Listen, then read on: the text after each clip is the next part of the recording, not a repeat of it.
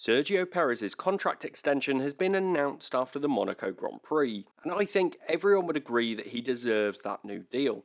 But it creates a problem for another driver racing in the Red Bull-owned seats, as Pierre Gasly is now left with one less option to secure his future in Formula 1. And on top of all that, Gasly is struggling so far in 2022. So what will the Frenchman do next? Let's have a look. My name's Andy, and this is Behind the Drive.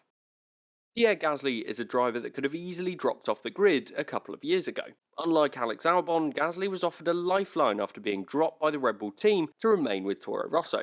Since then, so much has changed. Gasly got his first podium, his first race win, and has proven himself as one of the best drivers when he has a car and a team that he's confident with.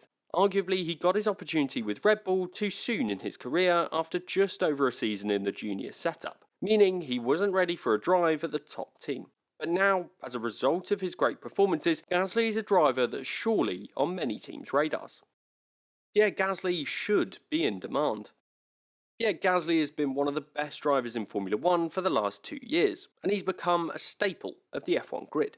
He's done this by being the strongest driver for AlphaTauri for 2 years now. It showed that once the Frenchman was in an environment where he was trusted and with a car that he was confident in, he was able to be consistent and drag that car up the order when he was given the opportunity. His performance in Italy in 2020 was a perfect example of a driver being in the right place at the right time, but also capitalising on a rare opportunity to get himself towards the podium and actually win the race. It was the kind of performance that showed what he was capable of and was such a redemption story for the driver. Arguably, it saved his Formula 1 career. The whole 2020 season was a great way to prove his ability, comprehensively beating Daniel Kvyat, proving he was deserving of keeping that spot. And in 2021, he built on that further, comprehensively beating his teammate once again and even scoring a podium finish in Baku. He was starting to make a habit of beating his teammates and pulling his car further up the order and competing with the potentially faster cars ahead of him. Meanwhile, questions about his future continued, and at this time it was about potentially whether he could get himself back up into the Red Bull again as he'd got himself more comfortable in the sport. For me, Gasly has been one of the top drivers over the last few seasons, and as such, surely he's in high demand for other teams. But at the same time, there is a looming cloud over his head, which is perhaps meaning he would be more of a risk than these performances might suggest. But before I reveal what that looming cloud is, I want to take a moment to ask you to consider subscribing to Behind the Drive. According to my YouTube statistics, around 80% of the people watching my videos are not yet subscribed to my channel. I'm aiming for 50,000 subscribers by the summer break, so if you haven't already and are enjoying the videos, then please do consider subscribing. Thanks. Can he adapt? So we've seen that Gasly has been incredibly consistent over the last couple of seasons, but the elephant in the room is that his performance so far in 2022 hasn't quite been at the same level. Whereas last year, Gasly comprehensively beat Yuki Tsunoda over the season, scoring 110 points to the Japanese driver's 32, this year he hasn't started where he left off. Instead, Tsunoda leads Gasly in the World Championship so far at the time of recording in a car that doesn't seem to be as competitive as the one that they had last season. This seems to have exposed a challenge for Gasly that we first saw when he went up to Red Bull.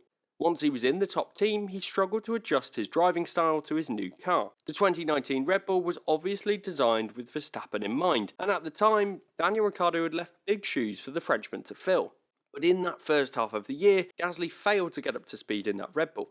He was inconsistent and failed to deliver the kinds of performances that Red Bull expected.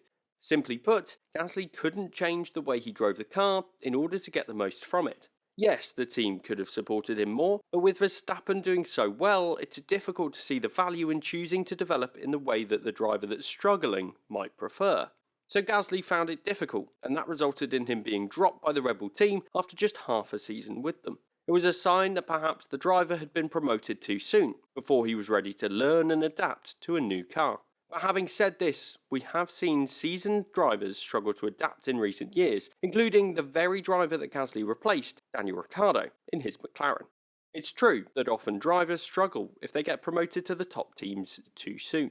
Just look at Sergio Perez and how he found it difficult at McLaren in 2013. But he has since gone on to Red Bull and proven himself quickly. I'm sure that all those seasons with Force India and Racing Point will have helped him to adapt to different cars and get the most from them.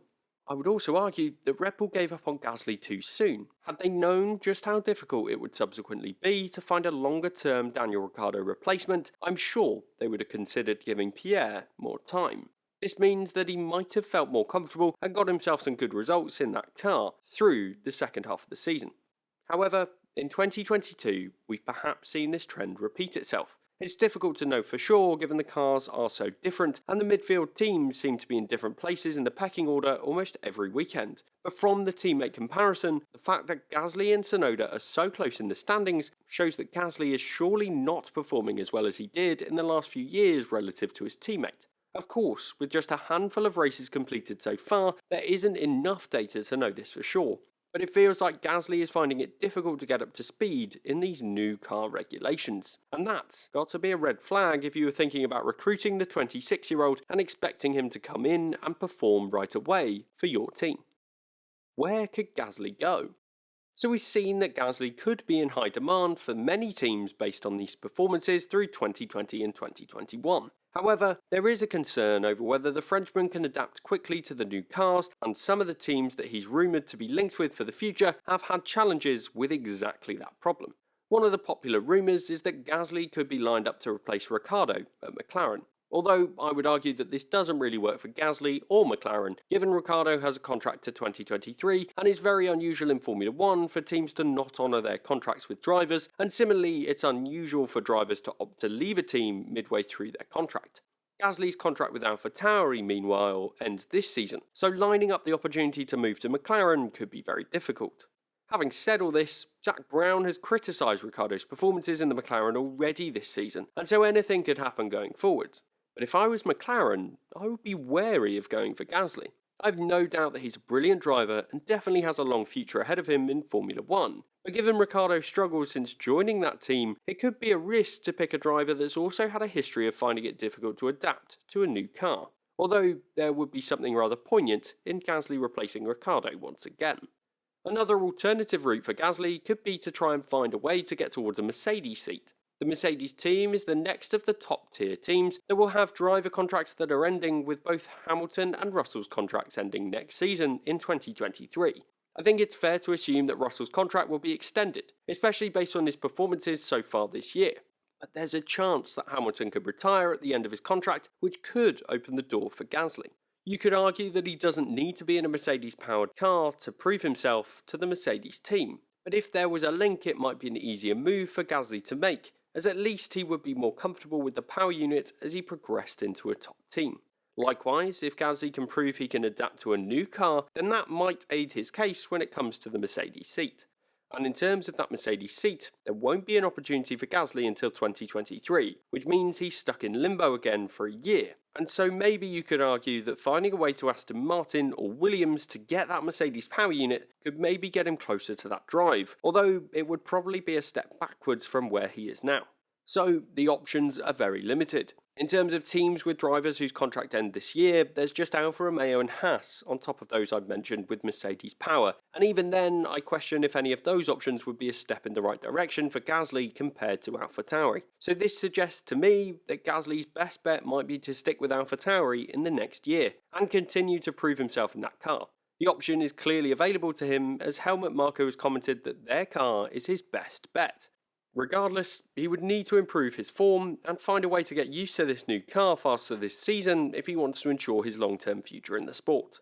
For me, sticking with AlphaTauri is his best bet, but the fact that he's potentially showing he's finding it hard to adapt once again is a concern, and something he'll need to work on for the rest of this year. If you want to learn more about drivers that haven't found it so difficult to adapt this year, then watch this video next.